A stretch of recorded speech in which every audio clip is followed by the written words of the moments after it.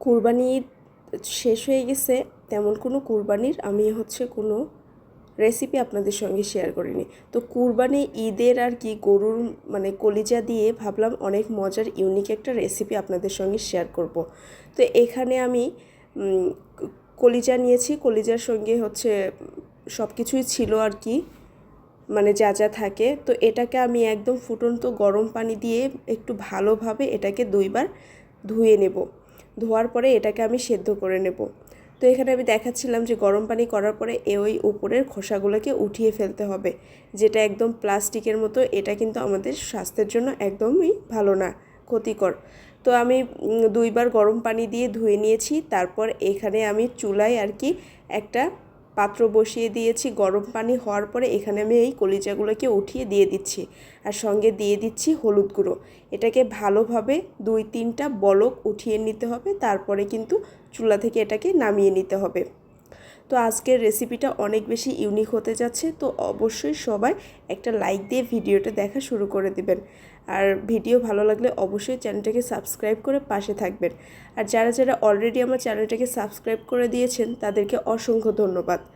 অনেক আপু ভাইয়ারা আছেন যারা অনেক ভালো ভালো কমেন্টস করেন, আমার কিন্তু অনেক ভালো লাগে কমেন্টসগুলো পড়তে। তো চেষ্টা করবেন কমেন্টস করার এবং ভিডিওতে একটা লাইক দেওয়ার।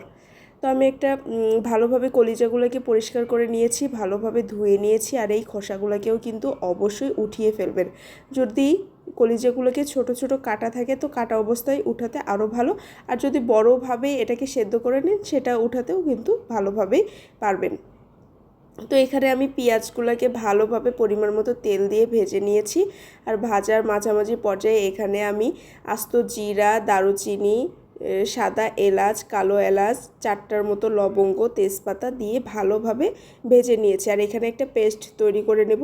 এখানে দিয়েছি 2 টেবিল চামচ আদা রসুন পেস্ট, হলুদ গুঁড়া, পরিমাণ মতো শুকনো মরিচের গুঁড়া, ধনিয়া গুঁড়া, জিরা গুঁড়া আর লবণ। ভালোভাবে পানি দিয়ে এখানে একটা ব্যাটার তৈরি করে নিচ্ছি।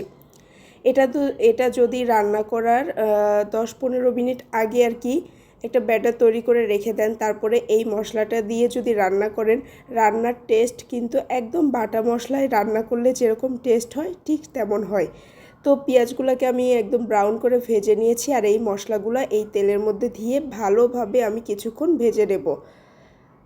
তো ভাজা হয়ে গেলে আমি তারপরে পানি অ্যাড করব, তার আগে কিন্তু পানি অ্যাড করব না। ভাজতে ভাজতে কিন্তু আমার এই মশলাটার কালারও চেঞ্জ হয়ে গিয়েছে। তো এখন আমি এই পর্যায়ে মশলাটা লেগে আসছে, তো ভাবলাম ওই বাটি ধুয়ে কিছুটা পানি এখানে আমি অ্যাড করে দিচ্ছি। তো আবারও এই মশলাটাকে আমি ভালোভাবে কষিয়ে নেব। যতক্ষণ না উপরে তেল ভেসে উঠছে ততক্ষণ পর্যন্ত মশলাটাকে ভালোভাবে কষিয়ে নেব। তো আমার মশলাটা প্রায় কষানো হয়ে গিয়েছে। এখন আমি এটার ভিতরে কলিজাগুলোকে দিয়ে দেব। কলিজাগুলোকে দিয়ে ভালোভাবে নাড়াচাড়া করে নেব। আমি কিন্তু কলিজাগুলোকে বেশি ছোট করিনি, একটু বড় বড় সাইজের করে রেখেছি। আপনাদের পছন্দ মতো আর কি কেটে নিতে পারেন। তো এখন ভালোভাবে মশলার সঙ্গে কলিজাগুলোকে মিক্সড করে নিচ্ছি। যত ভালোভাবে এটাকে ভুনা করে নেওয়া হবে খেতে কিন্তু মজা হবে, এটা আমরা সবাই জানি। তো আবার ঢাকনা দিয়ে ঢেকে এটাকে আমি 2 মিনিটের মতো ভুনা করে নিয়েছি। আবারও নাড়াচাড়া করে দিচ্ছি, না হলে কিন্তু নিচে পুড়ে যাবে। তো অনবরত নেড়েচেড়ে এটাকে আমি ভালোভাবে ভুনা করে নেব। আর এই পর্যায়ে আমি দিয়ে দিব অনেকটা পরিমাণে আলু। আজকে আমি কলিজাগুলোকে আলু দিয়ে ভুনা করছি। অনেক সময় তো এমনিই ভুনা করে খাওয়া হয়, কিন্তু আলু দিয়ে কিন্তু সহজে খাওয়া হয় না। তো আজকে আমি আলু দিয়ে করছি। এই আলু দিয়ে কলিজা ভুনা কিন্তু খেতে অসম্ভব মজার হয়, অবশ্যই বাসায় ট্রাই করবেন। আমার মনে হয় অনেকেই খেয়েছেন, আর যারা খাননি কিংবা খেয়েছেন আবারও ট্রাই করবেন। তো এখানে মশলাটা লেগে যাচ্ছিল দেখে একদম গরম পানি সামান্য পরিমাণ দিয়ে এটাকে ভালোভাবে নেড়েচেড়ে আমি এখন এটা ঢাকনা দিয়ে ঢেকে রেখে দেব। আর চুলার আঁচটা কিন্তু একদম মিডিয়াম আছে, একদম বেশি হাই হিটে কিন্তু করতে যাবে না, তাহলে কিন্তু সাইড দিয়ে পুড়া লেগে যাবে। তো এখন আমি আবারও ঢাকনাটা উঠিয়ে ভালোভাবে নেড়েচেড়ে দিচ্ছি। ভালোভাবে নাড়াচাড়া করে নেব, না হলে নিচে পুড়ে যাবে। তো সাইডের দিকে আর কি মশলাগুলো লেগে যাচ্ছিলো, এই জন্য ভালোভাবে নাড়াচাড়া করে দিচ্ছিলাম। এখন আমি অনেকটা পরিমাণে গরম পানি দিব, দিয়ে এটাকে ভালোভাবে সেদ্ধ হওয়ার জন্য নাড়াচাড়া করে ঢাকনা দিয়ে ঢেকে একদম রেখে দেব যতক্ষণ না সেদ্ধ হয়।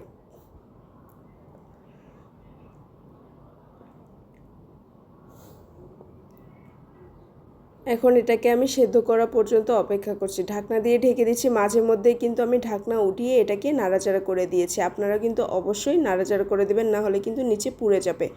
তো আমার কিন্তু কলিজা এবং আলু দুইটাই প্রায় সেদ্ধ হয়ে এসেছে, আরও কিছুটা আমি সেদ্ধ করব। তো আমি কিছুক্ষণ নাড়াচাড়া করে এখানে একদম ঝোল অ্যাড করে দেব। তো আমি এখন ভালোভাবে এটাকে নাড়াচাড়া করে নিচ্ছি।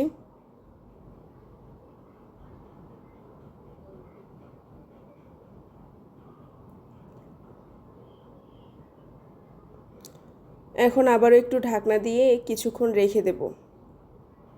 তারপর ঢাকনাটাকে উঠিয়ে নিয়ে আমি এখানে আরও কিছুক্ষণ নাড়াচাড়া করে নেব, তারপর ঝোল অ্যাড করে দিচ্ছি। এখন এই পর্যায়ে আমি ঝোলটাকে অ্যাড করে দিচ্ছি। আমি একদম সফটভাবে এই কলিজাটাকে রান্না করব, এই জন্য গরম পানি ইউজ করছি। আপনারাও চেষ্টা করবেন গরম পানি ইউজ করতে, তাহলে দেখবেন খুব তাড়াতাড়ি কলিজাটা সেদ্ধ হয়ে যাবে এবং কলিজার ভিতরে জুসিনেসটা, যে নরম ভাবটা, এটা কিন্তু বজায় থাকবে। অনেক সময় দেখা যায় যে কলিজা রান্না করলে কেমন শক্ত হয়ে যায়, খেতে কিন্তু ভালো লাগে না। আর এইভাবে গরম পানি পর্যায়ক্রমে যদি ইউজ করে রান্না করেন, দেখবেন কলিজার ভিতরে সফটনেসটা অনেক বেশি ভালো থাকবে। তো অবশ্যই এইভাবে রান্না করার চেষ্টা করবেন। তো আমার ঝোলটা প্রায় অনেকটাই শুকিয়ে এসেছে। এই পর্যায়ে আমি গরম মশলার গুঁড়ো অ্যাড করে দিয়েছি, ভালোভাবে নাড়াচাড়া করে ঢাকনা দিয়ে ঢেকে আবারও আমি কিছুক্ষণ রান্না করে নিয়েছি। দেখুন আমার রান্নাটা কিন্তু প্রায় হয়ে গিয়েছে। এখন উপর দিয়ে আমি ভাজা ধনে জিরার গুঁড়ো ছড়িয়ে দেব, তারপরেই কিন্তু এটাকে আমি নামিয়ে ফেলবো। আমার রান্নাটা কিন্তু শেষ। দেখুন কালারটা কত সুন্দর হয়েছে, আর খেতে কিন্তু অসম্ভব মজার হয়েছিল। বাসায় ট্রাই করে দেখবেন।